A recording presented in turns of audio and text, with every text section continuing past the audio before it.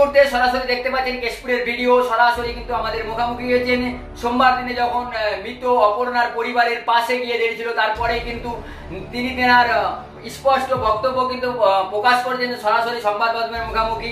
তিনি বলছেন যে অপর্ণা বাগের 2 সন্তানের দায়িত্ব কিন্তু কেশপুরের ভিডিও কৌশিক রায় কিন্তু সরকারি সাহায্য, যাবতীয় সাহায্য কিন্তু তিনি দিবেন এবং পড়াশোনা থেকে এবং সমস্ত কিছুই কিন্তু তিনি নিলেন। এই মুহূর্তে সরাসরি কেশপুরের ভিডিও কৌশিক রায় খবর 10-এর মুখোমুখি হয়ে তিনি কি বলছেন তা একবার শুনে নিন। এছাড়া আমরা 5,000 টাকা ক্যাশ অ্যাসিস্ট্যান্স দিয়েছি বিডিও অফিসের পক্ষ থেকে। এছাড়াও যেটা করা হয়েছে সেটা হচ্ছে NFPS, মানে এই স্কিমে যেটা রয়েছে সেই বেনিফিটটাও আমরা এক্সটেন্ড করছি ওনাদের। এছাড়াও আমরা যেটা দিচ্ছি সেটা হচ্ছে যে কৃষক বন্ধু, যারা জমি আছে, যারা মারা গেছে, কৃষক বন্ধুর ব্যাপারটাও আমরা ভেবে দেখছি, কৃষক বন্ধু যাতে দেওয়া যায় কিনা, এই জিনিসগুলো আমরা দেখছি।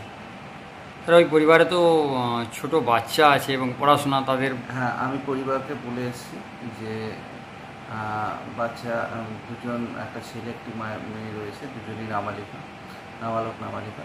তো তাদের পড়াশোনা পুরো খরচ সরকার বহন করবে এবং সেটা আমরা চেষ্টা করব যে কোনো সরকারি আবাসিক স্কুলগুলো রয়েছে, যদি তাদের প্রয়োজন হয়, তাদের যদি গার্জেন বলে, তাহলে সেটা আমরা সেখানে আমরা ভর্তির ব্যবস্থা করব। স্যার আর কেউ মানে আপনাদের অফিসে কেউ গিয়েছিল? আপনি স্যার? আমি ছাড়া গেছিলাম, আমাদের পঞ্চায়েত সমিতির সভাপতি সাহেব গেছিলেন। এছাড়া RTO অফিসের আধিকারিককেও আমি দেখেছিলাম, দুর্ঘটনা বিমাটা ওরাই করেন।